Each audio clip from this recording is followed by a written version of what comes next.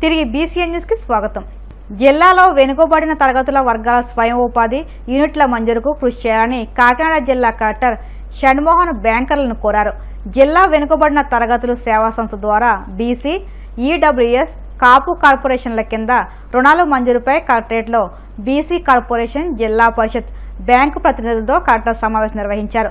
వెనుకబడిన తరగతుల కార్యాచరణ ప్రణాళికలో భాగంగా స్వయం ఉపాధి పథకాల మంజూరుకు బ్యాంకర్లు చేపట్టవలసిన చర్యలపై అధికారులతో కలిసి కలెక్టర్ చర్చించారు. నెల్లూరు జిల్లాలో వైసీపీ ప్రభుత్వం చేపట్టిన ఇళ్ల నిర్మాణాల్లో 120 కోట్ల మేర అవినీతి జరిగినట్లు నిర్ధారణ అయిందని గృహ నిర్మాణ శాఖ మంత్రి పాదసారథి వెల్లడించారు.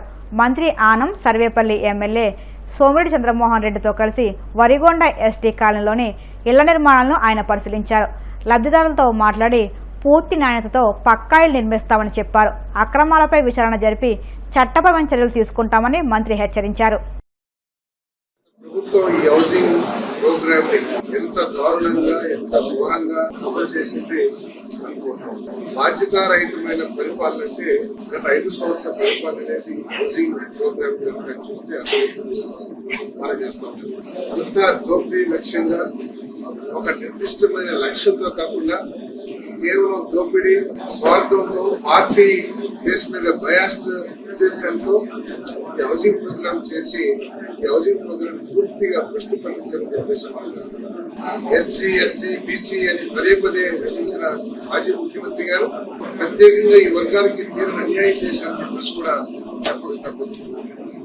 2014-19లో చంద్రబాబు నాయుడు గారు ముఖ్యమంత్రిగా ఉన్నప్పుడు యూనిట్ కాస్ట్ 2,50,000 రూపాయలతో పూర్తిగా అనా పైసలతో సహా రాష్ట్ర ప్రభుత్వం నిధులతో అమలు చేస్తే, తర్వాత వచ్చిన వైఎస్ఆర్ కాంగ్రెస్ పార్టీ ప్రభుత్వం ఆ 2.5 లక్షల నుంచి 1,80,000కి యూనిట్ కాస్ట్ తగ్గించడమే కాకుండా రాష్ట్ర ప్రభుత్వం నుంచి కేవలం 30,000 రూపాయలు ఇచ్చి చేతులు దులుపుకుందని చెప్పేసి మనం చేస్తాం.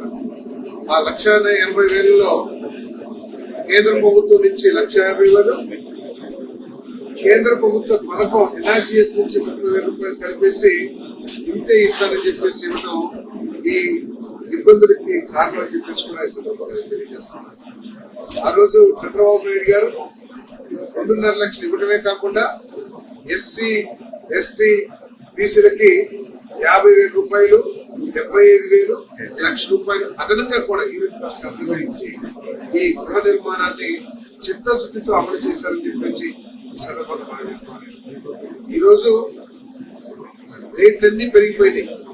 2014లో ఉన్న యూనిట్ కాస్ట్ లోనే 2024 వరకు కూడా ఈ గృహ నిర్మాణాన్ని కొనసాగించడం ఎంత దారుణమో ఒకసారి ఆలోచించమని చెప్పేసి మనం చేస్తాం. అందుకనే ఈరోజు చాలా మంది కట్టుకోలేక మధ్యలోనే మిగిలిపోవడానికి కారణం ఏంటని శోధిస్తే, ముఖ్యంగా రేట్లు పెరగడం మూలంగా, ఖర్చు పెరగడం మూలంగా చాలా మంది పేదవాళ్ళు, ప్రత్యేకంగా ఎస్సీ, ఎస్టీ, బీసీలు కట్టుకోలేకపోతున్న ఒక అభిప్రాయాన్ని ముఖ్యమంత్రి గారి దృష్టికి తీసుకెళ్ళినప్పుడు ఆయన ఎస్సీలకి, బీసీలకి 50,000 రూపాయలు, ఎస్టీలకి 75,000, 75,000, 1,00,000 రూపాయలు అదనంగా ఇవ్వడానికి ఈ దారుణమైన ఆర్థిక పరిస్థితుల్లో కూడా 3,500 కోట్ల రూపాయల భారాన్ని వేయడానికి ప్రభుత్వం అంగీకరించడం చాలా సంతోషకరమైన విషయం.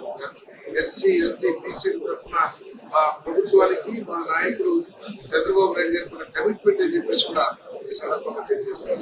సర్వేపల్లి నియోజకవర్గంలో చాలా చోట్ల మరి ప్రభుత్వం చేసిన కొన్ని కార్యక్రమాలు అయితే స్థానిక వైఎస్ఆర్సీపీ నాయకత్వం చేసిన ఘోరాలు కూడా చాలా ఉన్నాయని చెప్పేసి మరి దృష్టికి తీసుకొస్తున్నాను. ఏమిటంటే వరిగొండ విలేజ్ కి వెళ్తే సరే, థర్డ్ ఆప్షన్ లో జరుగుతున్న అన్యాయాలు, క్వాలిటీ అవన్నీ ఒక పక్కన పెడితే ఆప్షన్ 1 and 2లో ఎవరైతే లబ్ధిదారులు కట్టుకుంటారో ప్రత్యేకంగా ఎస్సీ, ఎస్టీల దగ్గర నుంచి అసలు ఇల్లు కట్టుకోకుండా, కనీసం పని ప్రారంభించుకోకుండా బేస్మెంట్ లెవెల్ దాకా కట్టేసామని చెప్పేసి డబ్బులు తెప్పించుకుని ప్రభుత్వం దగ్గర నుంచి మేబీ అధికార సహకారం ఉండొచ్చు, తెప్పించుకుని ఆ డబ్బుల్ని పూర్తిగా ఆ లబ్ధిదారులు, ఎస్టీ, ఎస్టీకి సంబంధించిన లబ్ధిదారుల నుంచి దోచేయటం చాలా శోచనీయం అని చెప్పేసి కొన్ని సందర్భంగా తెలియజేస్తాం.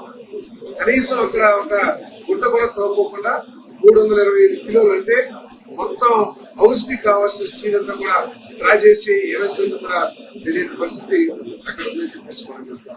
అదేవిధంగా ఎవరైతే ఎస్సీ ఎస్టీని మోసం చేసి డబ్బులు తీసుకున్నారో వాళ్ళ మీద, అదేవిధంగా ఆప్షన్ 3 బెనిఫిషరీస్ తో అగ్రిమెంట్ చేసుకుని వాళ్ళ లాభాన్ని తీసేసుకుని, లాభమే కాకుండా చేయని పని కూడా డబ్బులు డ్రా చేసేసి ఇప్పుడు మొహం చాటేసిన వాళ్ళందరి మీద కూడా క్రిమినల్ చర్యలు తీసుకోవడానికి కలెక్టర్ గారు కూడా సూచించడం జరిగిందని చెప్పేసి. పార్వతీపురం మన్యం జిల్లాలో ఏనుగుల గుంపు బీభత్సం సృష్టించింది. అడవిలో నుంచి రోడ్డుపైకి వచ్చిన ఈ గుంపు చింతపండు లోడుతో వెడుతున్న ఒక లారీపై దాడి చేసింది. దీంతో అక్కడున్న వాహనదారులు భయాందోళనకు గురై వాహనాలను వదిలేసి పారయ్యారు. అటవీ శాఖ అధికారులు వెంటనే స్పందించి పరిస్థితిని అదుపులోకి తీసుకొచ్చేందుకు చర్యలు చేపట్టారు. తెలంగాణలోని వరంగల్ జిల్లా కోర్టుకు బాంబు బెదిరింపు మెయిల్ రావడంతో పోలీసులు, లాయర్లు, కోర్టు సిబ్బంది అప్రమత్తమయ్యారు. కోర్టు వద్దకు చేరుకున్న బాంబు స్క్వాడ్, డాగ్ స్క్వాడ్ సిబ్బంది విస్తృతంగా తనిఖీలు నిర్వహించారు. జిల్లా జడ్జికి మెయిల్ ద్వారా ఓ గుర్తు తెలియని వ్యక్తి నుంచి బాంబు పెట్టామని మెయిల్ చేసినట్లు పోలీసులు పేర్కొన్నారు. ఆ వ్యక్తి ఎవరనే విషయాన్ని తెలుసుకునేందుకు ప్రయత్నిస్తున్నామని తెలిపారు. 3 రోజుల పర్యటనలో భాగంగా ప్రధాని మోదీ శ్రీలంక చేరుకున్నారు. బ్యాంకాక్ పర్యటన ముగించుకుని నేరుగా కొలంబోకు బయలుదేరారు. ఈ పర్యటనలో భాగంగా శ్రీలంకతో ద్వైపాక్షిక సంబంధాల బలోపేతంపై ప్రధాని మోదీ దృష్టి సారించనున్నారు. కొలంబో పర్యటనలో భాగంగా శ్రీలంక అధ్యక్షుడు అనురాగ్ కుమార్ దిశనాయకేతో ఈరోజు భేటీ కానున్నారు. ఈ సందర్భంగా అనేక అంశాలు చర్చకు రానున్నాయి. ముఖ్యంగా ఇంధనం, వాణిజ్యం, కనెక్టివిటీ, డిజిటలైజేషన్, రక్షణ రంగాల సంబంధాలపై విస్తృత చర్చలు జరిపే అవకాశం ఉంది.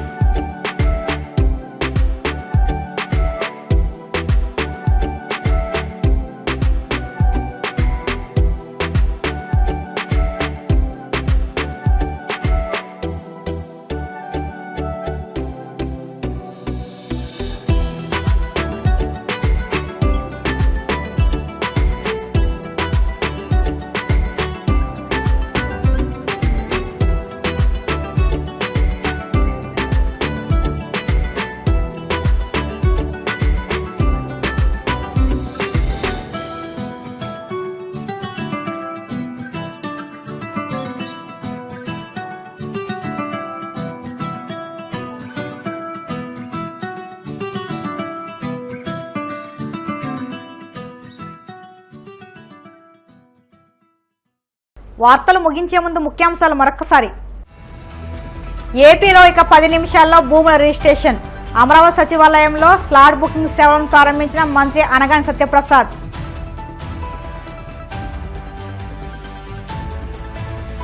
జగన్ తల్లిని చెల్లినే కాకుండా ముస్లింలను కూడా మోసం చేశారన్న ఎమ్మెల్యే నక్కా ఆనందబాబు.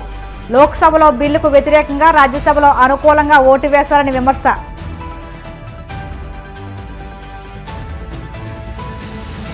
రాజ్యాంగ విరుద్ధ వక్ఫ్ బిల్లుకు చంద్రబాబు మద్దతిచ్చారు. మొత్తం ముస్లిం సమాజం దీనిపై రగిలిపోతుందని మాజీ మంత్రి మేరుగు నాగార్జున ధ్వజం.